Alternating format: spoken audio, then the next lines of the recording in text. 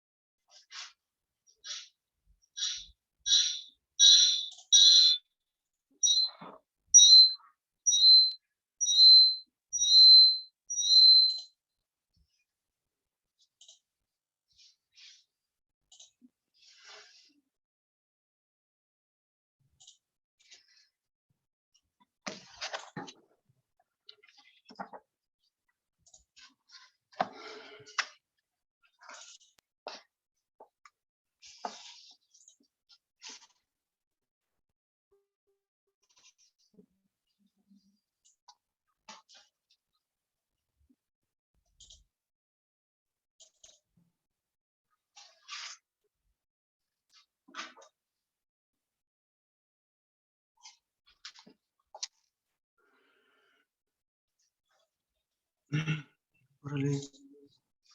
Música.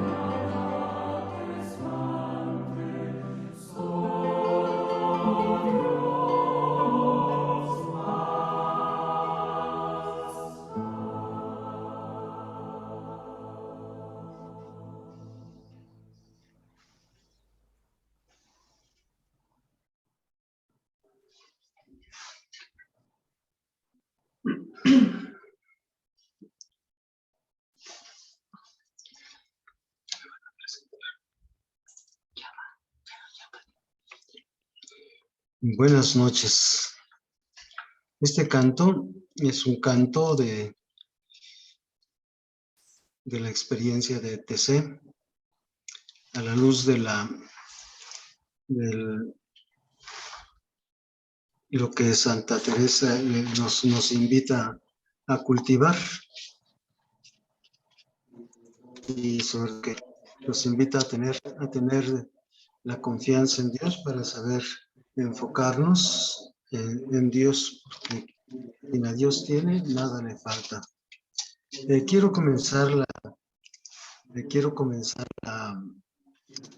charla hoy también leyendo una carta que escribió San Agustín a Proa. Esta carta que se escribió en el siglo V y que habla precisamente de la oración. Se las voy a proyectar para que la vayamos leyendo, veamos cómo San Agustín nos enfoca en todo lo que es la oración, y que es de una forma muy sencilla y bella, y que vale la pena, sí, el reflexionar en torno a ella. Por esta razón, entonces, si es preciso, vamos a tratar de irla leyendo. Ahorita tenemos en pantalla lo que es el canto de Santa Teresa, que nos invita a que ante Dios nada y ante la vida. Esta es una oración contemplativa que nos invita a tener ante todo presente que con Dios a todo le damos sentido. Bien, pues vamos a leer la carta de San Agustín a Proba. Y todo comienza con el deseo de la vida dichosa. Dice San Agustín: deseemos siempre la vida dichosa y eterna que nos dará nuestro Dios y Señor. Y así estaremos siempre orando. Pero con el objeto de mantener vivo este deseo, debemos en ciertos momentos apartar nuestra mente de las preocupaciones y quehaceres que de algún modo nos distraen de él y amonestarnos a nosotros mismos con la oración vocal. No fuese caso que si nuestro deseo empezó a entibiarse, llegara a quedar totalmente frío y al no renovar con frecuencia el fervor, acabara por extinguirse del todo. Por eso, cuando dice el apóstol: presenten públicamente vuestras peticiones a Dios, no hay que entender estas palabras como si se tratara de descubrir a Dios nuestras peticiones, pues Él continuamente las conoce, aún antes de que las formulemos. Estas palabras significan más bien que debemos descubrir nuestras peticiones a nosotros mismos en presencia de Dios, perseverando en la oración, sin mostrarlas ante los hombres por vanagloria de nuestras plegarias. Hay que recordar aquí en esto lo que dice Jesucristo: cuando oren, no se desgasten con tantas palabras, dice Jesucristo, sino que más bien el Padre Celestial ya conoce. ¿Por qué tenemos que expresarlas? No por lo que Dios conozca o no conozca, sino por nuestra necesidad de expresarnos. Bien, como esto es así, aunque ya en el cumplimiento de nuestros deberes, como dijimos, que hemos de orar siempre con el deseo, no puede considerarse inútil y vituperable el entregarse largamente a la oración, siempre y cuando no nos lo impidan otras obligaciones buenas y necesarias. Ni hay que decir, como algunos piensan, que orar largamente sea lo mismo que orar con vana palabrería. Una cosa, en efecto, son las muchas palabras y otra cosa el afecto perseverante y continuado. Pues del mismo Señor está escrito que pasaba la noche en oración y que oró largamente, con lo cual, ¿qué hizo sino darnos ejemplo al orar oportunamente en el tiempo aquel que con el Padre oye nuestra oración en la eternidad. Es decir, cuando oramos es importante orar. No es tan importante el tiempo, ni el mucho decir o el poco decir, sino el afecto perseverante. Eso es lo más importante. Más que muchas palabras o pocas palabras. No se puede poner la atención en las muchas palabras o en las pocas palabras, en las muchas oraciones o pocas oraciones, en el tiempo corto o largo. Y por ello se dice que los monjes de Egipto hacen frecuentes oraciones, pero muy cortas, a manera de ejaculatorias brevísimas, para que así la atención, que es tan sumamente necesaria en la oración, se mantenga vigilante y despierta, y no se fatigue ni se embote con la prolijidad de las palabras. Con esto nos enseñan claramente que así como no hay que forzar la atención cuando no logra mantenerse despierta, así tampoco hay que interrumpirla cuando puede continuar orando. No es cuestión de mucho hablar, pero tampoco de vana palabrería. Por eso dice, lejos de nosotros la oración con vana palabrería, pero que no falte la oración prolongada mientras persevere ferviente la atención. Hablar mucho en la oración es como tratar un asunto necesario y urgente con palabras superfluas. Orar, en cambio, prolongadamente, es llamar con corazón perseverante y lleno de afecto a la puerta de aquel que nos escucha. Ahí es que nos escucha, no es que no escucha, sino aquel que nos escucha. Porque con frecuencia la finalidad de la oración se logra más con lágrimas y llantos que con palabras y expresiones verbales. Y aquí podemos recordar a Ana, la mamá del profeta Samuel, que con su oración pidió a Dios ser madre. Y esto lo expresaba con llanto, con súplica, con dolor. Porque el Señor recoge nuestras lágrimas en su odre y a Él no se le ocultan nuestros gemidos, pues todo lo creó por medio de aquel que es su palabra y no necesita las palabras humanas. Pues orar ante todo es una actitud y actitud de corazón. Bien, miren, esto que tenemos aquí está en su libro. San Agustín nos toca todos estos aspectos.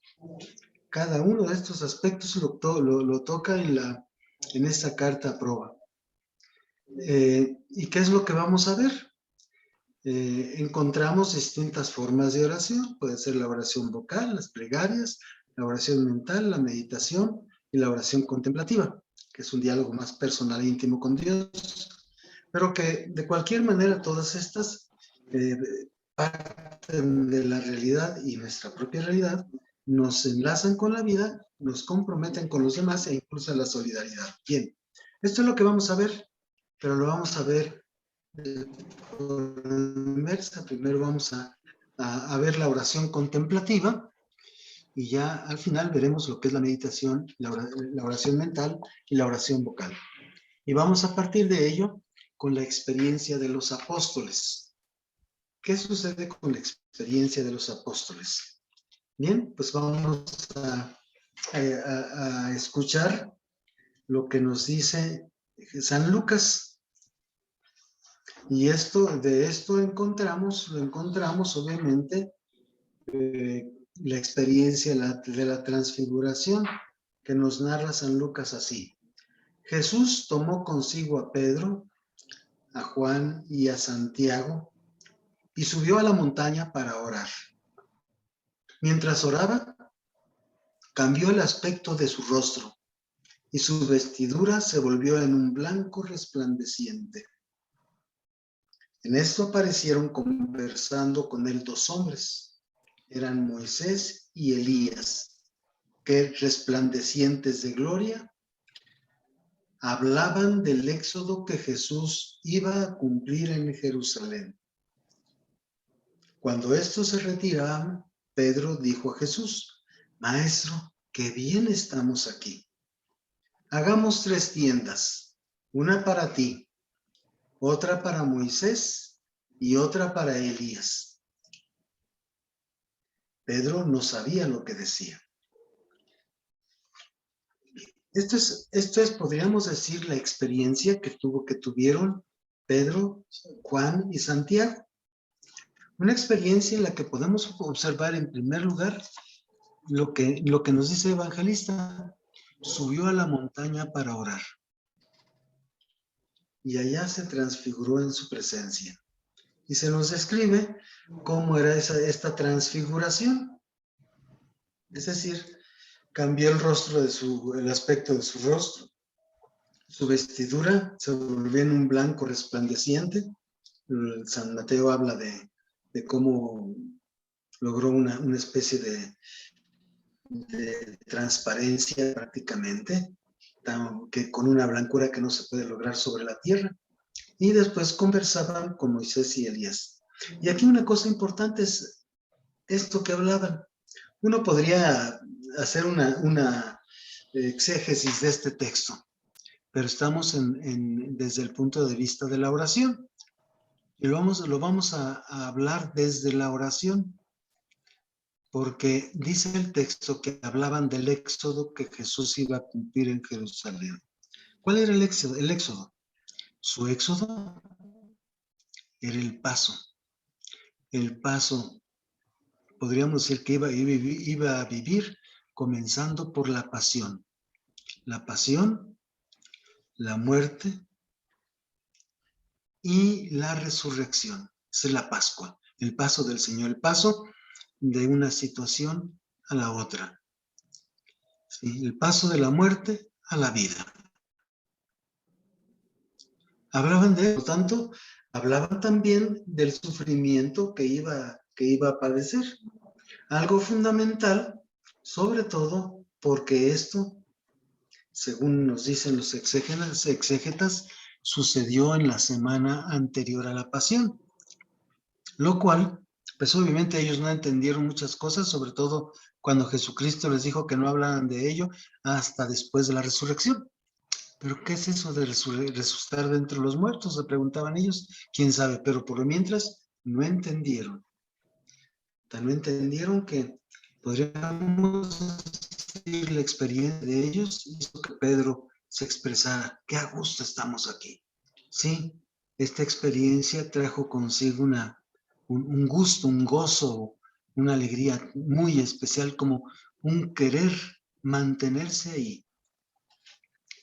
Sin embargo, eso que hablaban era tremendo. Es decir, no podemos pensar que esa forma viene siendo una experiencia que de alguna forma satisface a los sentidos y que hace estar a gusto. Y otra cosa es que esto tenemos que vivirlo, lo que tenemos que vivir. A ellos los fortaleció para vivir la pasión. Pero algo importante en esto es que precisamente esta actitud contemplativa hace entender que nos tiene que llevar hacia la vida. No podemos nosotros permanecer solamente ahí, sino que ante todo es ahí donde tenemos que recibir la fuerza misma de Dios para asumir con esa fuerza de Dios nuestro compromiso de vivir en nuestra propia realidad, cumpliendo con lo que nos corresponde, pero imbuidos del Espíritu de Dios, imbuidos del amor de Dios, imbuidos entonces para de esta forma plasmar la experiencia de Dios en nuestra propia realidad. La oración a la vida. No puede uno pensar en que sentirnos a gusto orando, ahí tengamos que quedarnos. No, tenemos que ir hacia la misma realidad para transformarla, dejarnos transformar por Dios para también transformar nuestra propia realidad sirviendo, haciendo el bien. Es decir, en ese sentido, la contemplación y la acción del proceder van profundamente ligados porque somos seres sensibles, llenos de Dios, pero también afectando nuestra propia realidad. Y entonces es importante entender e ir apreciando lo que es la oración de contemplación. Nos dice el texto que la contemplación es la oración que realizamos mediante un diálogo de amor personal íntimo con Dios. Les quiero leer algo que nos dice un diccionario de espiritualidad que nos habla de la oración contemplativa.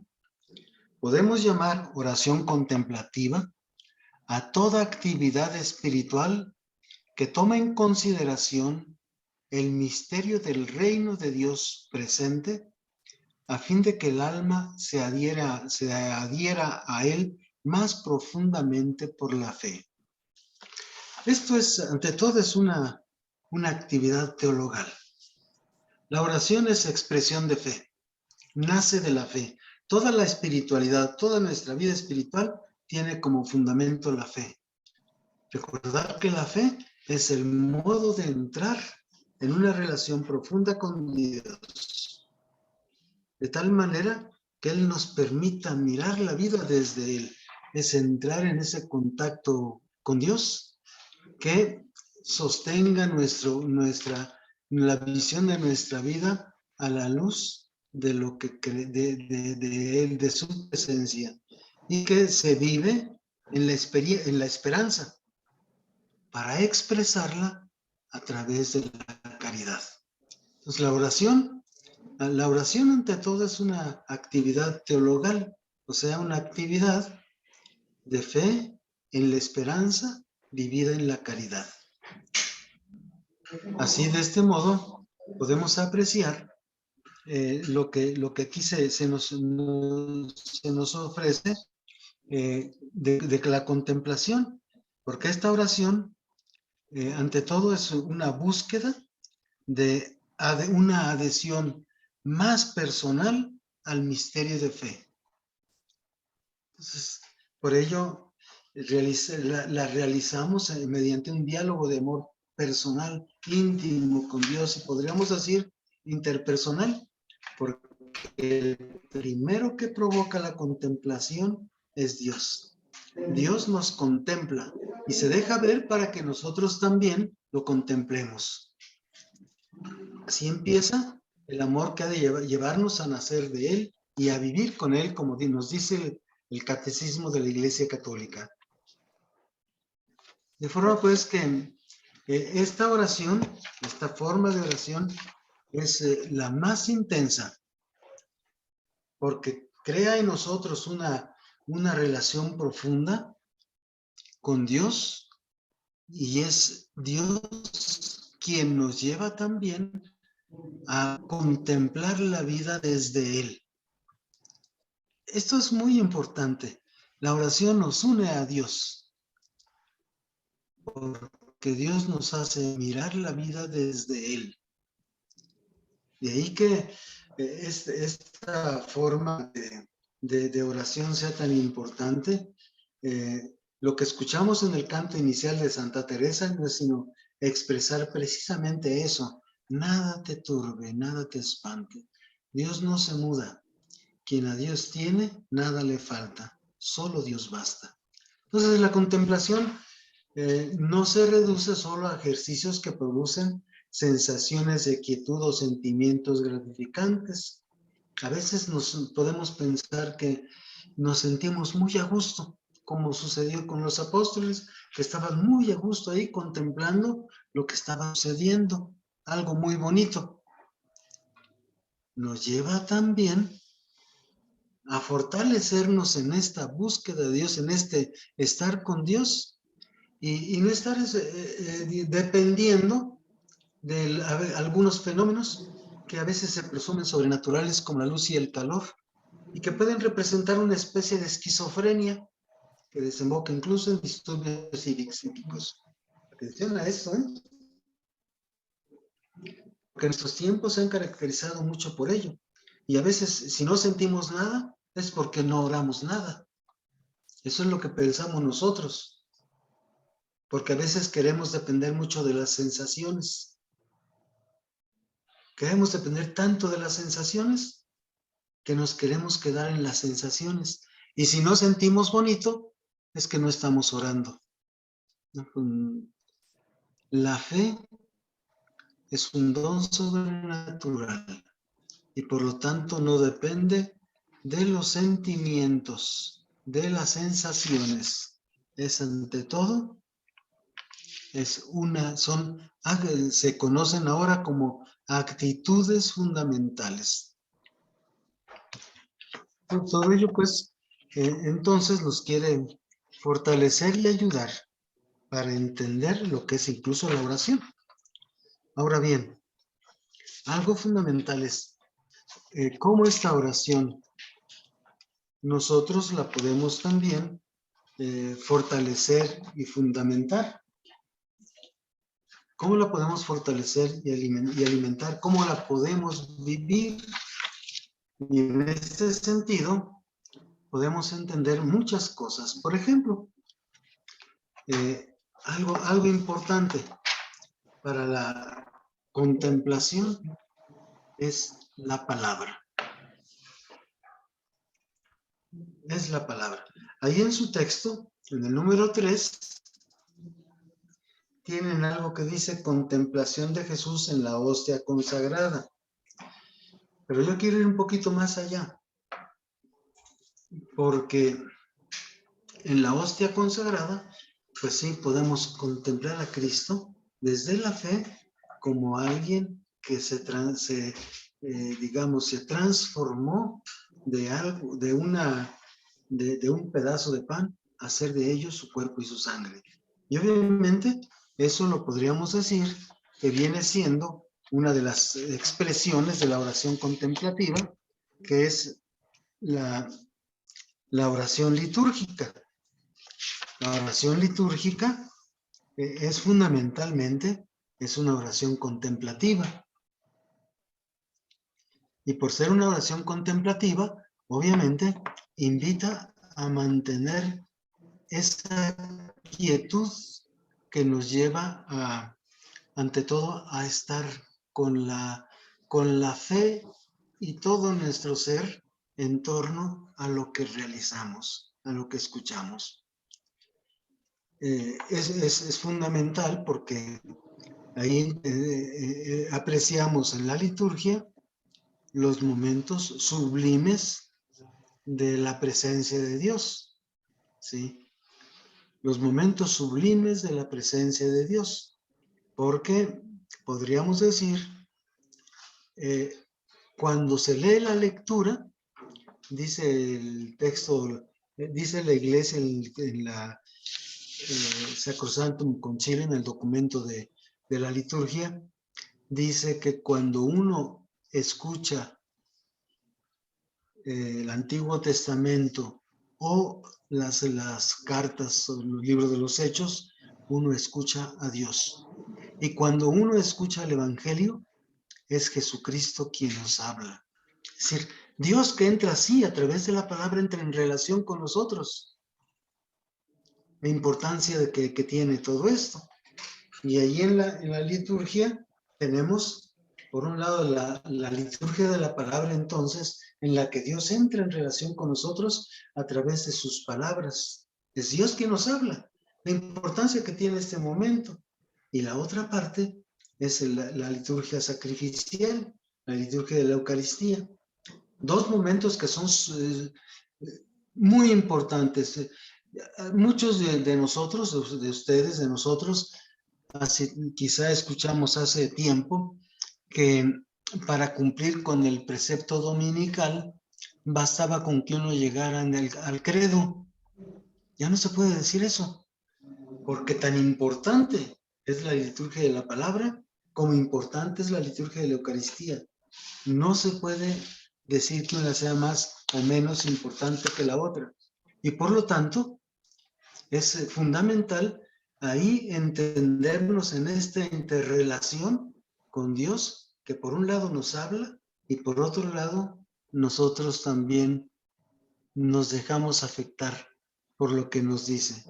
Y es ahí donde podemos contemplar los misterios de Cristo Jesús. La palabra nos ilumina para centrarnos en ello. De ahí, por ejemplo, en misa, ya no podemos, anteriormente, antes de la renovación litúrgica, había mucha gente que para participar en misa se ponía a rezar el rosario dentro de la misa. No, pues, que no queda ahora eso. Necesitamos esa quietud interior que nos permita vivir esta interrelación con Dios, contemplando los misterios que nos ofrece. De ahí hay algo que es fundamental, lo fundamental que es la palabra y que nos lleva entonces también a descubrirlo, digamos, en todo lo que es la Eucaristía, esa parte. La Iglesia, a la luz del Concilio Vaticano II, nos ha invitado a cultivar esta actitud orante a través de lo que se conoce como la Lectio Divina.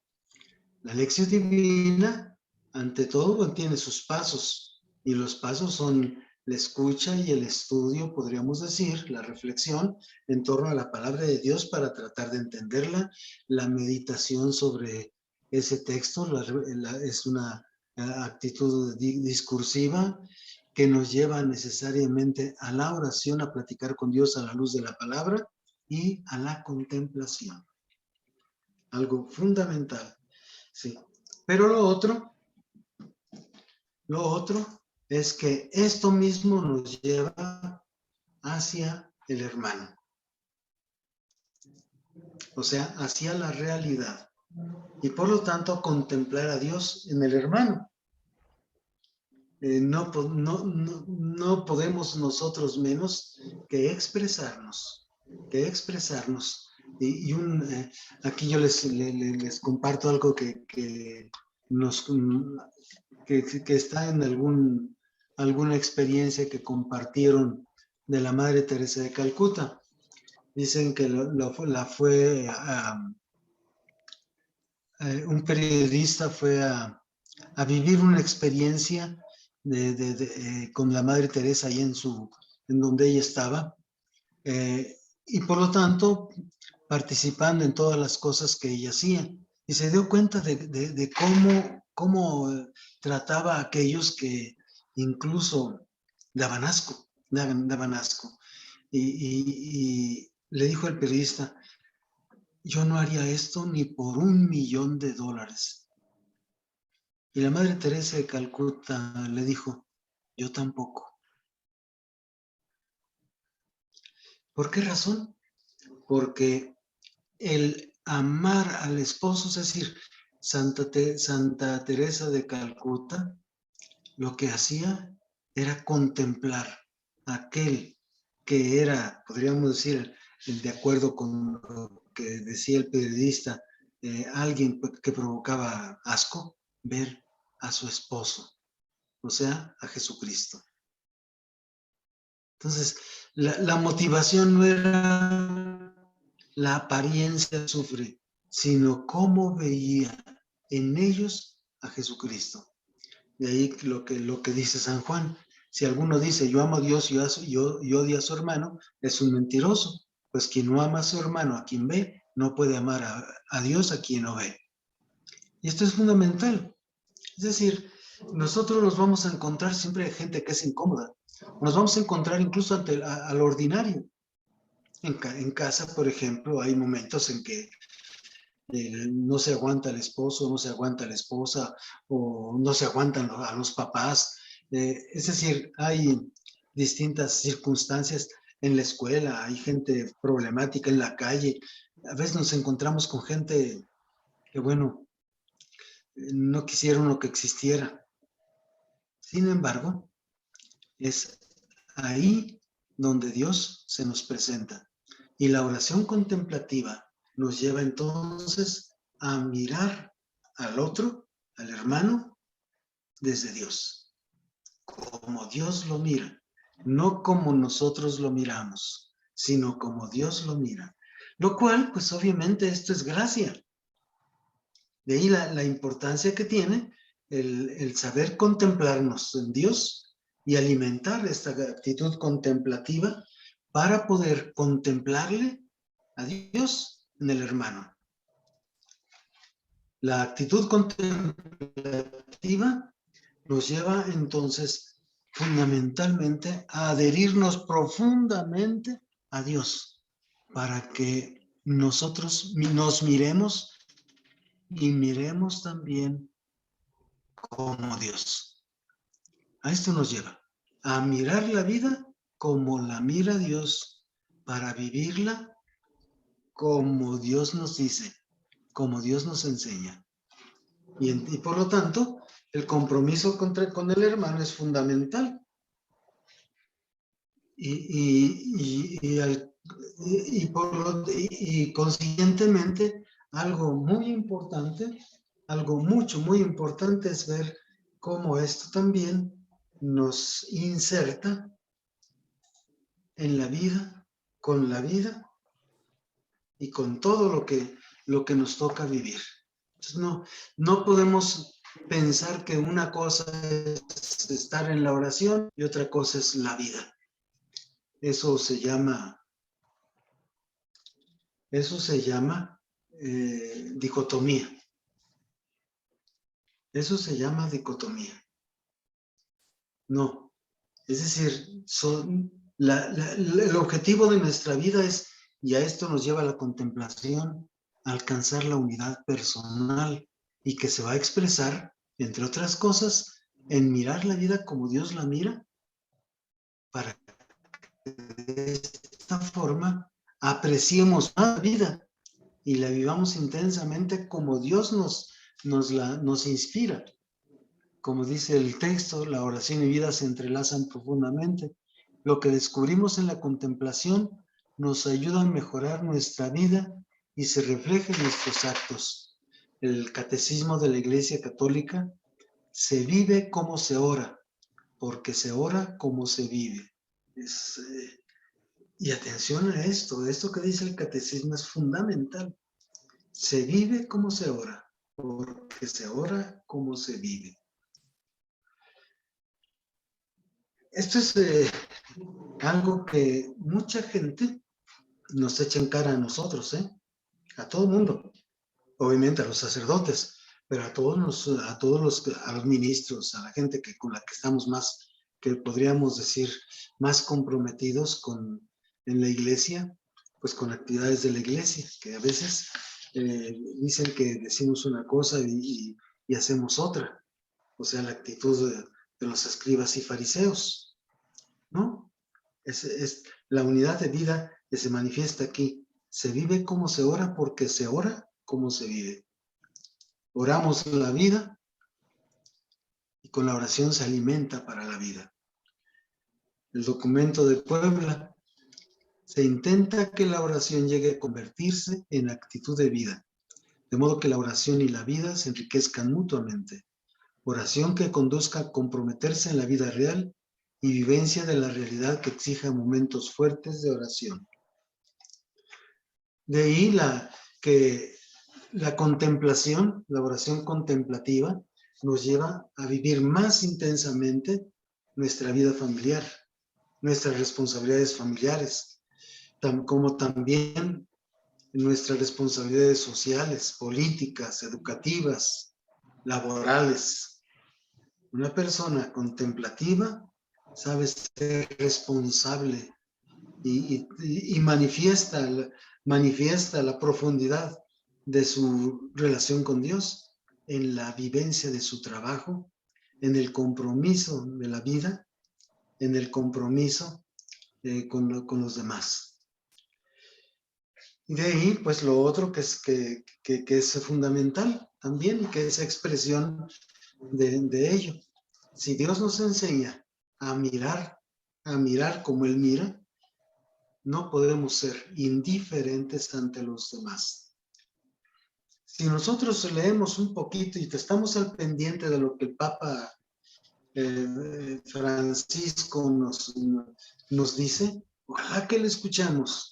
Y él constantemente habla de la importancia que tiene de mirarnos y de atendernos, sobre todo a los más necesitados.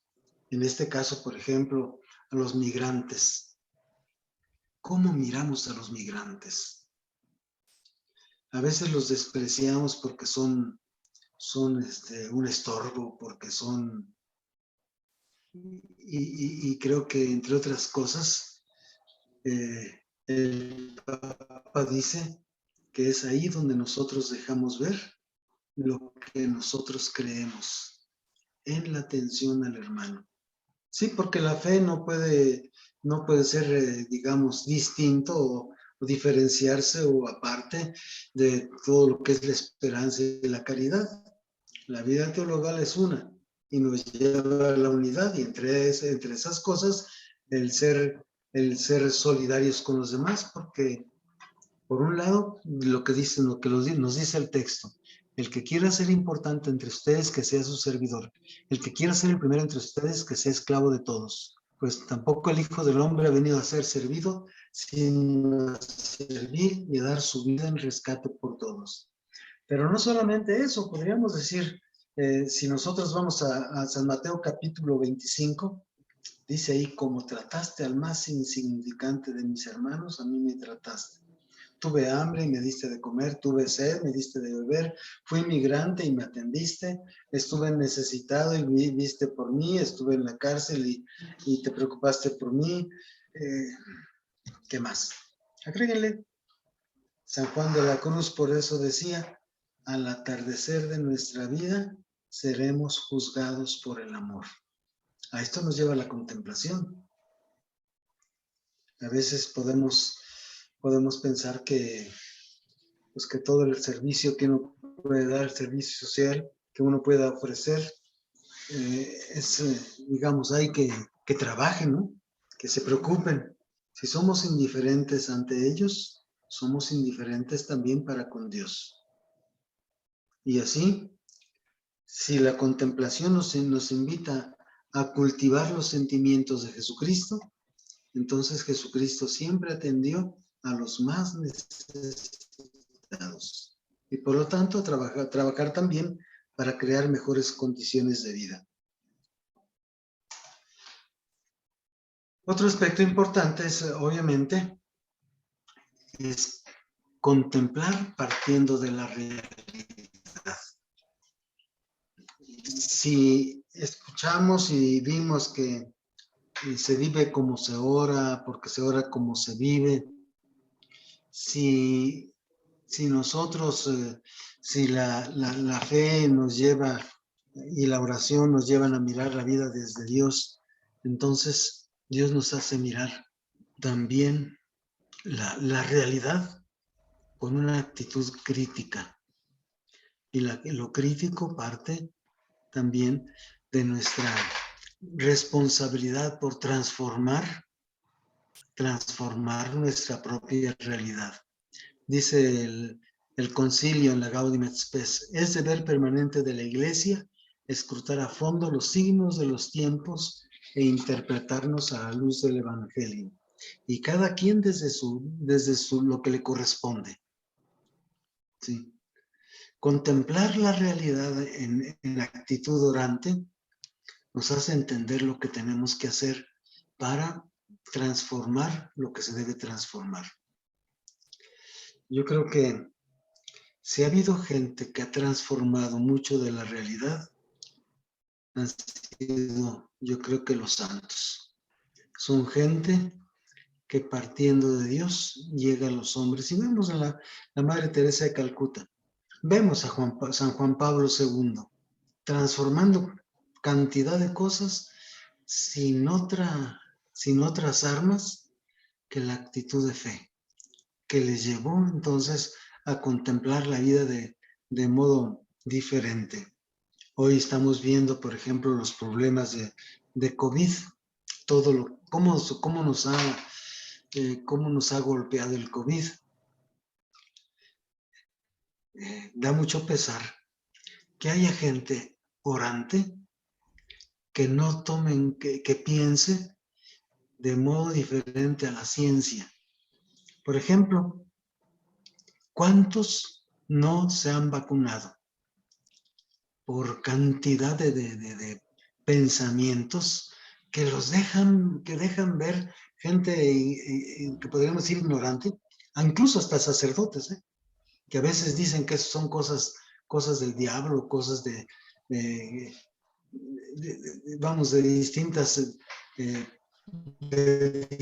distintas causas y que nos quieren controlar y que sí, el problema está en que el 80 y tantos % de los que están hospitalizados son porque no se han vacunado. Despreciar eso, el Papa Francisco dice que vacunarse es un acto de amor. Más aún en el Vaticano no se puede trabajar si no se está vacunado. ¿Por qué?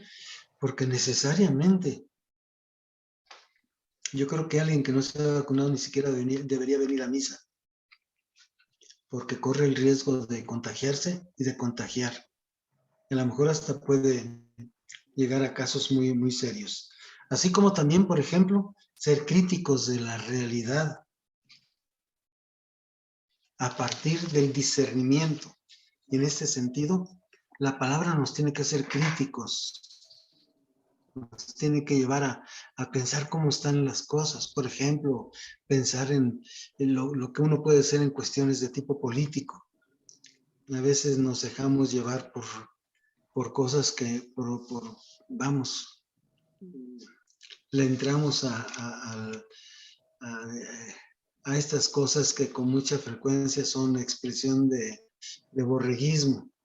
No somos suficientemente críticos y por eso se dice que nosotros tenemos los gobernantes que merecemos, porque nos dejamos guiar por cualquiera que nos dice que va a bajar el paraíso terrenal, nos lo va a bajar y nos va a propiciar un estilo de vida ideal.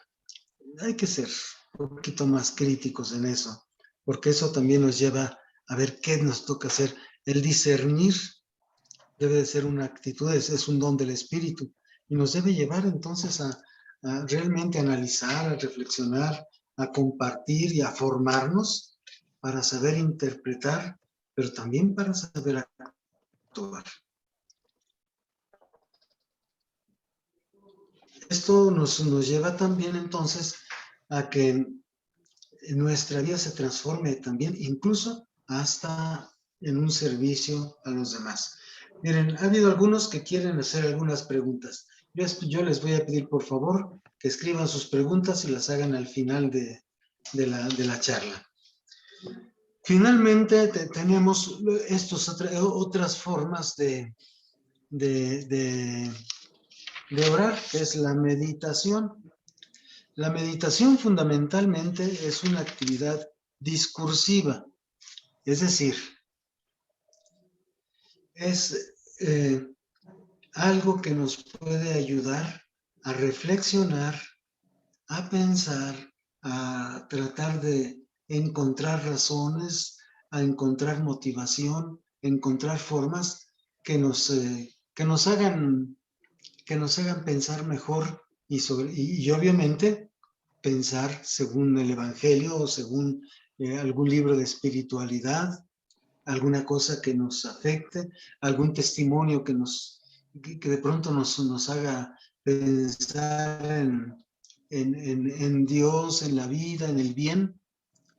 Y por eso se transforma también en un modo de orar. Es una forma de oración cristiana. Es una búsqueda, dice el texto, en la que nuestro espíritu y el cómo de la vida cristiana para responder a la voluntad de Dios.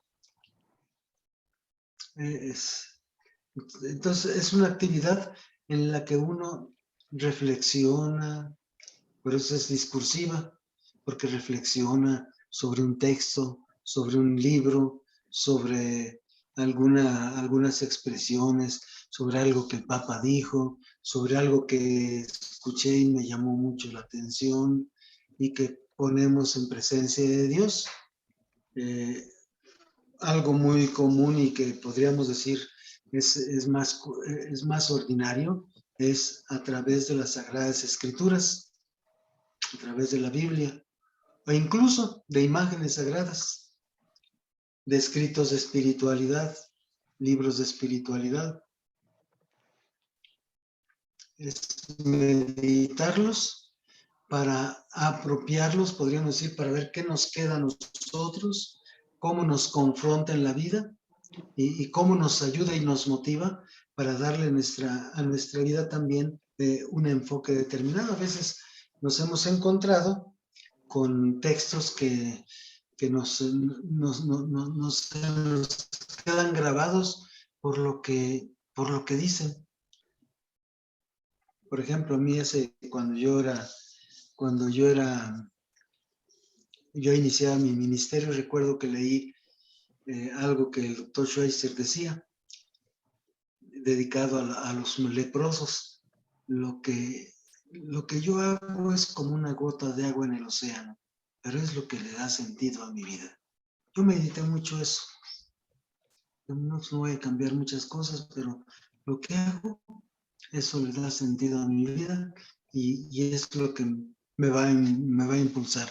La meditación que se convierte en oración y compartir con Dios nos lleva, por lo tanto, a esto. Y en este sentido, hay distintos métodos, son muy diversos, pero creo que lo importante es la reflexión que nos lleve, ante todo, a configurarnos con Cristo Jesús. Hay que recordar lo que dice San Pablo. Nuestra meta es alcanzar la altura del hombre perfecto. Nuestra madurez está en llegar a Jesucristo y llegar a ser como Jesucristo. Eso por un lado.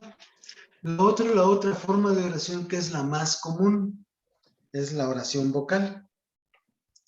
Es, podríamos decir, la plegaria. A veces nosotros le decimos rezo, los rezos. Es decir, son formas muy válidas de oración. Son oraciones escritas que también podríamos decir son indispensables para la vida cristiana, porque nos hacen también, incluso tienen una dimensión comunitaria muy especial y que brotan de una necesidad de expresar los sentimientos. Por ejemplo, después de la comunión, alma de Cristo, santifícame, cuerpo de Cristo, sálvame, sangre de Cristo, embriágame. Es un estar expresando cosas que uno quisiera, precisamente por esta relación que nos provoca la presencia de Jesús en nuestra vida. Y que incluso de esta forma nosotros podemos entrar, incluso nos pueden llevar a la contemplación. Por ejemplo, el rosario. El rosario, ante todo, pretende ser una oración contemplativa. A veces se queda en palabras solamente, en decirlas de forma mecánica, pero cuando nosotros nos centramos en el misterio, entonces esto mismo se convierte en una oportunidad, desgranando las Aves Marías, de contemplar lo que Dios nos va revelando. Pero es a través de algo que nosotros decimos, ¿sí? Podríamos decir, son oraciones ya escritas, hechas. Las oraciones, como por ejemplo también la de el padre Charles de Foucault: Padre, me pongo en tus manos, haz de mí lo que quieras, te doy las gracias, etcétera. O sea, habla fundamentalmente de un abandono, la oración de abandono, y que uno puede expresar. A veces los salmos nos ayudan también. El Magnificat o la Magnífica y la Magnífica le decimos, el Padre Nuestro, que es importante también saber decirlo. A veces nosotros como que corremos para decirlo y nos, no sé, se nos olvida que, por ejemplo, el Padre Nuestro es la oración de la vida. Habla de la vida fundamentalmente. Y lo que oramos no es sino orar la vida con el Padre Nuestro. Es una plegaria que brota de lo más profundo del corazón y que a la vez también nos une a Dios y nos lleva también al compromiso de vivir como hijos de Dios. Bien, esos son la oración vocal. Sin embargo, en esto encontramos pues que hay distintas formas de, como dice el texto, de acercamiento a Dios. Encontramos, por un lado, la contemplación, la meditación y la oración vocal o las plegarias. Las tres, ante todo, nos unen a Dios. Nos acompañan para vivir nuestra experiencia como hijos de Dios, para vivir en comunicación con Dios. Hay que recordar que la comunicación es fundamental para alcanzar la comunión en casa. Siempre se va a necesitar la comunicación. Si hay comunicación, se logra la unidad. En una familia donde no hay comunicación, no logran la unidad. Y la oración es eso, es mantenernos en comunicación como iglesia con Dios para mantenernos unidos en Cristo Jesús. Y esto es la oración de la iglesia. No podemos decir entonces que la oración sea algo pasivo, algo que nos hace estar a gusto y sin problemas, porque eso nos lleva a vivir como hijos e incidir en nuestro entorno de forma que nuestra vida tenga el sabor, el sentido de Dios. Lo que Dios, como Dios nos mira para responder a lo más profundo de nosotros. El Salmo 119 dice: antes de que salga el sol, yo te suplico, espera en tu palabra. Antes que llegue la noche, medito en tu promesa. Medito en tu promesa. Por tu amor, Señor, escúchame. Dame vida con tus decisiones. Esta es la oración. La oración les voy a dar sugerencia para cultivar la oración y después respondo a todas las preguntas que quieran. La sugerencia es,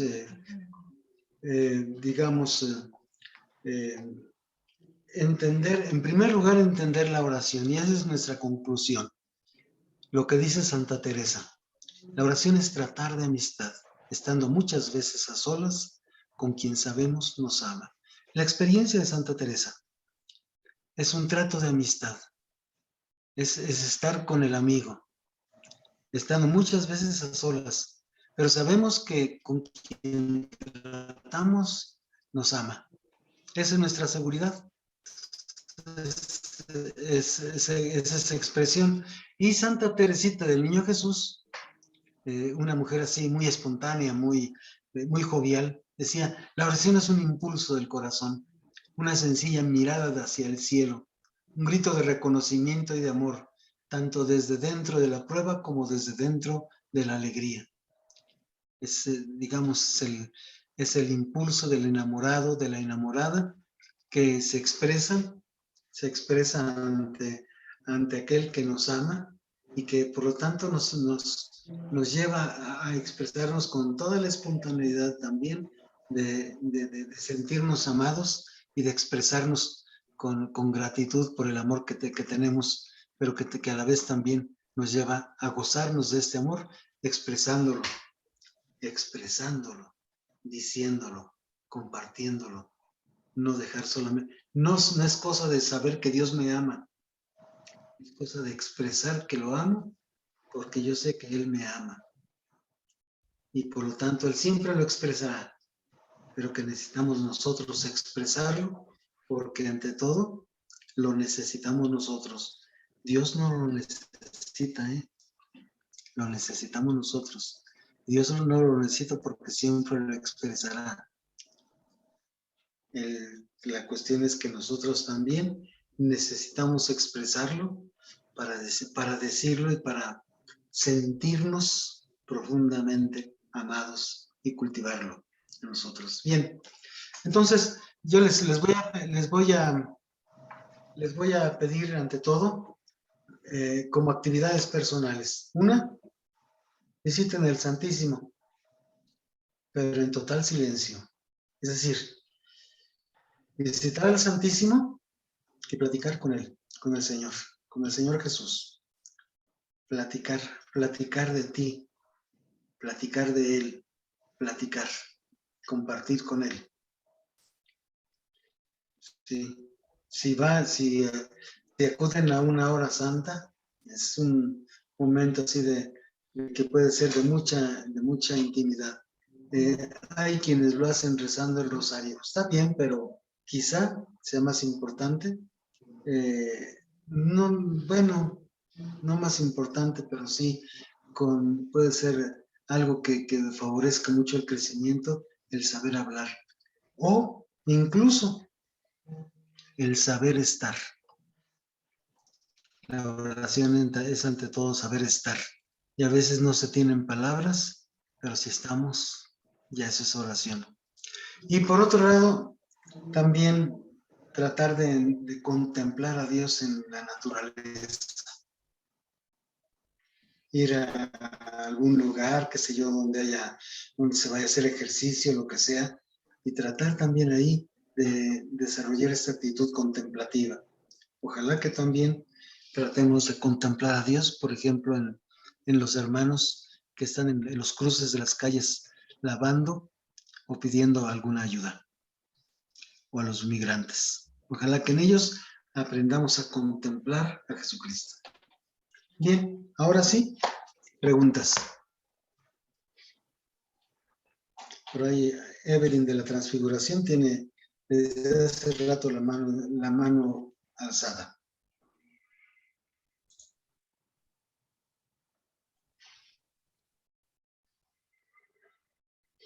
Ay.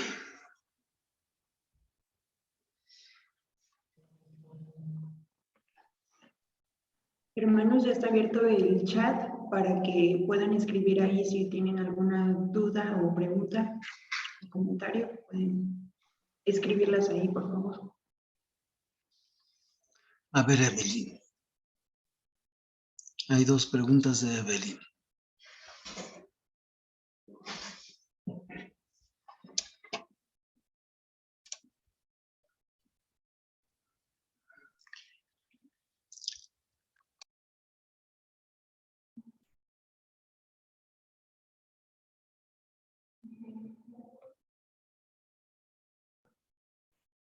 Hermana Evelyn, ¿podemos escribir sus preguntas en el chat, por favor?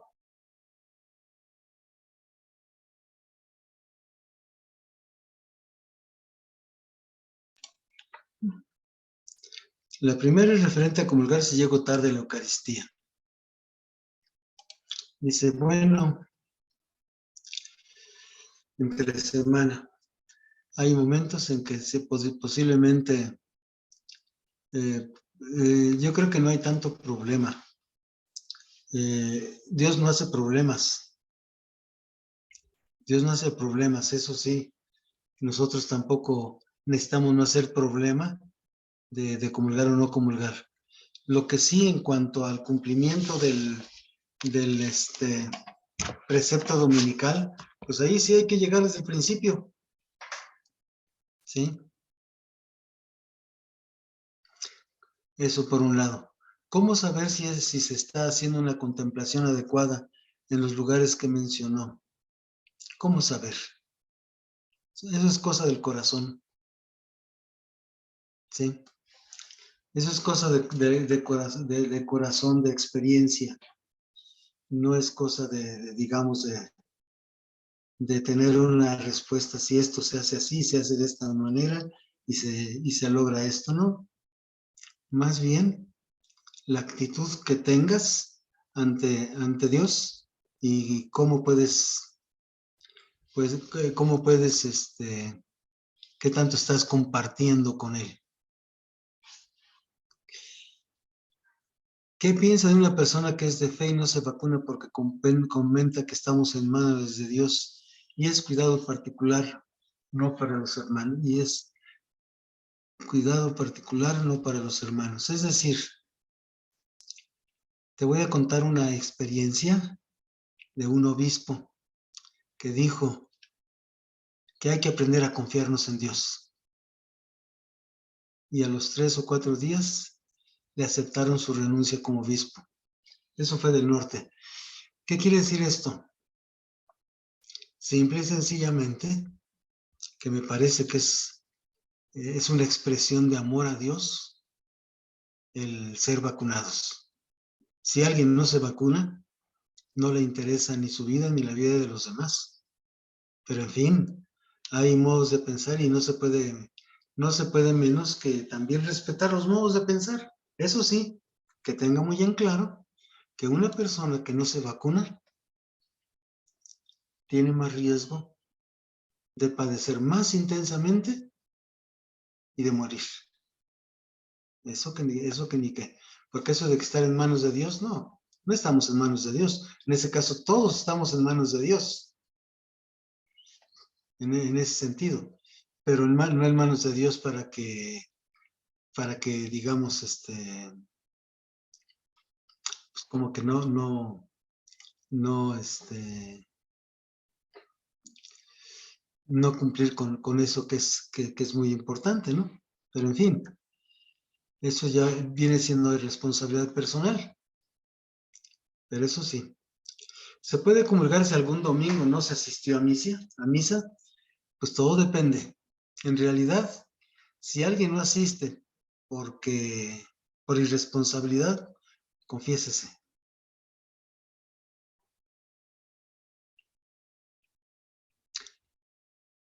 El vacunarse es cuidado personal, yo creo que sí, pero también tiene que ver con los demás. Por eso el Papa decía, el vacunarse es un acto de amor. Y el amor no es algo que solamente mire hacia uno mismo, tiene proyección hacia los demás.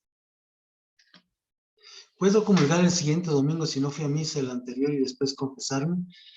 Ojalá que mejor te confieses y luego comulgues.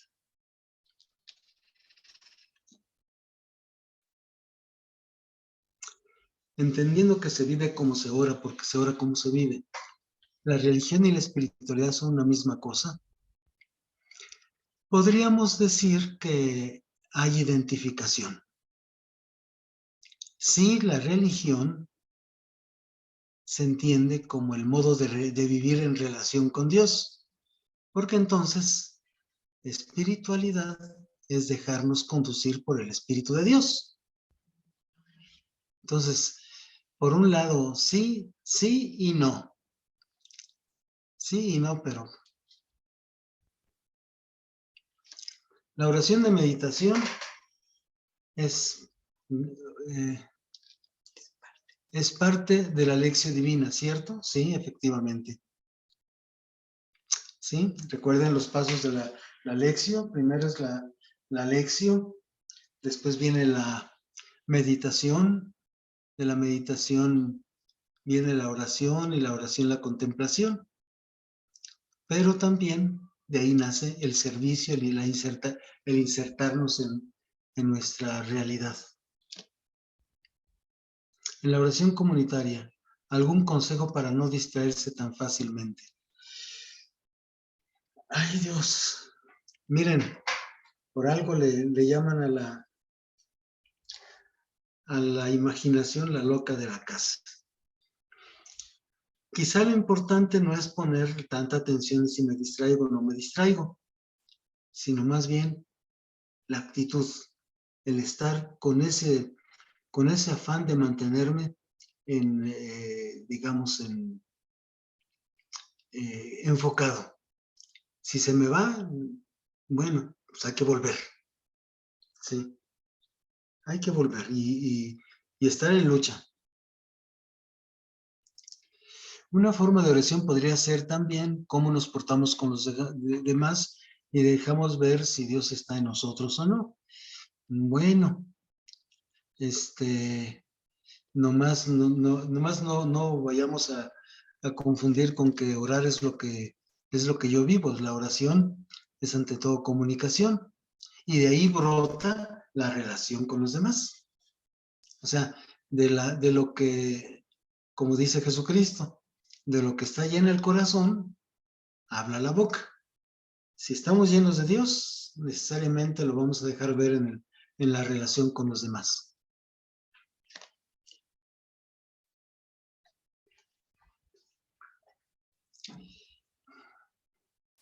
Bien, pues creo que eso es todo. Les agradezco mucho y yo creo que podríamos terminar de nuevo con el canto. Con el canto y recordándolo, podemos cantar. Fundamentalmente lo que nosotros decimos es: nada te turbe, nada te espante. Quien a Dios tiene, nada le falta. Nada te turbe, nada te espante, solo Dios basta.